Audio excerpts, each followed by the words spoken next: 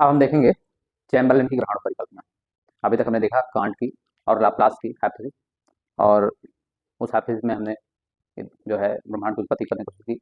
मैं ये बताना चाहता हूँ कि जो है जो चैम्बरलेन की ग्रहण परिकल्पना है वो कांट और लाप्लास से थोड़ा-सा कुछ मामलों में भिन्न है, क्योंकि कांट और लाप्लास की जो थ्योरी थी वो थी मोनिस्टिक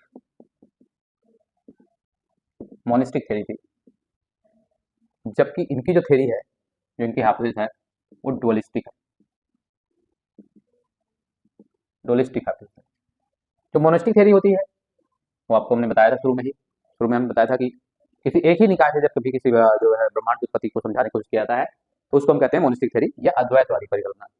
और ये डुअलिस्टिक थ्योरी होती है जो, या हाइपोथेसिस होती है, उसमें एक से अधिक पिंडों से जो है पूरे ब्रह्मांड की उत्पत्ति या जो है सौरमंडल की उत्पत्ति को या पृथ्वी की उत्पत्ति को समझाने की कोशिश की जाती है ना। तो चैम्बरलेन की जो थ्योरी है वो डुअलिस्टिक थ्योरी।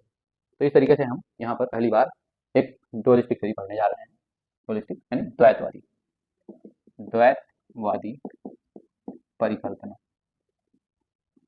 कहने का मतलब ये है कि ये जो परिकल्पना है इसमें एक से अधिक यानी दो जो है पिंडों या निकाय के मिलने से ये संकल्पना चलेगी। तो इसमें हम सबसे पहले देखेंगे कि जो है इन्होंने कौन से दो पिंड लिए थे। तो मैं पहले बता दूं आपको कि इन्होंने दो पिंड लिए थे। पहला जो पिंड था वो था आपका सन। ये है सन। सन या इसको कहते हैं प्रोटो सन।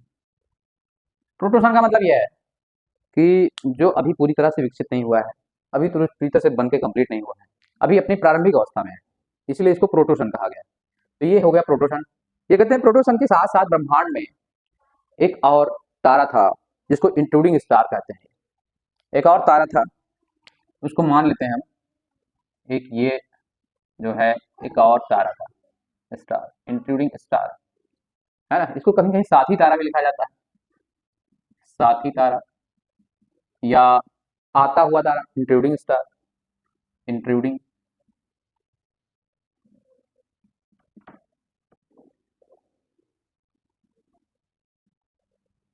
Intruding star. तो ये है सारी तारा।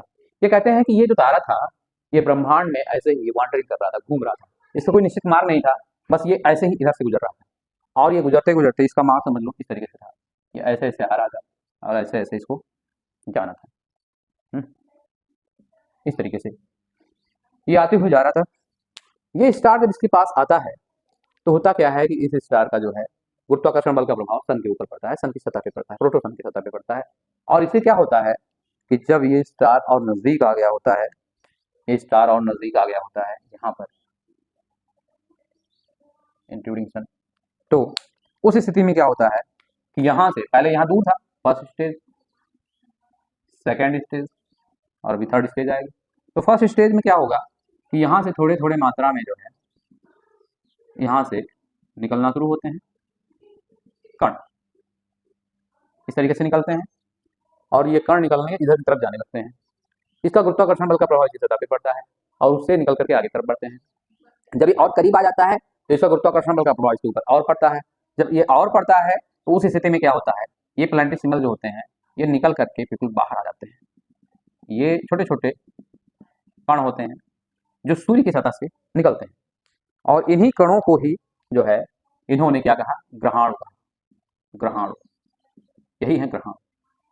ये ग्रहाणु कहाँ से निकले हैं, सन की सतह से निकले हैं। कैसे निकले हैं, इंक्लूडिंग सन यानी साथी तारा के जो है गुरुत्वाकर्षण बल के प्रभाव से निकले हैं। इन्हीं को इन्होंने क्या कहा है, प्लैनेटेसिमल। प्लैनेटेसिमल यही ग्रहाणु। इनके सिद्धांत में प्लैनेटेसिमल हाइपोथेसिस चैम्बरलेन कहा गया है।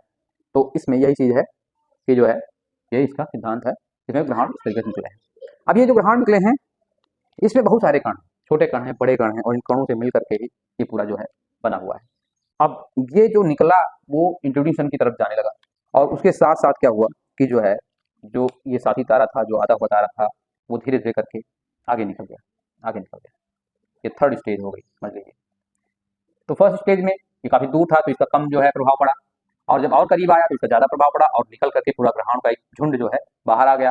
और जब बाहर आ गया तो इसकी तरफ जा ही रहा था, तब तक ये जो इंट्रोड्यूस स्टार था वो आगे बढ़ गया और आगे बढ़ के यहाँ पर चला आया।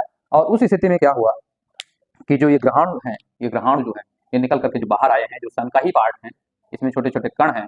इन कणों के में से जो है कुछ बड़े कण थे और कुछ छोटे कण थे, कुछ बड़े कण और कुछ छोटे कण, और ये छोटे बड़े कण जो है आपस में टकराने लगे। ये कहते हैं कि गुरुत्वाकर्षण बल के प्रभाव से बड़े कण छोटे कणों को अपनी तरफ आकर्षित करते हैं और अपना आकार बड़ा कर लेते हैं।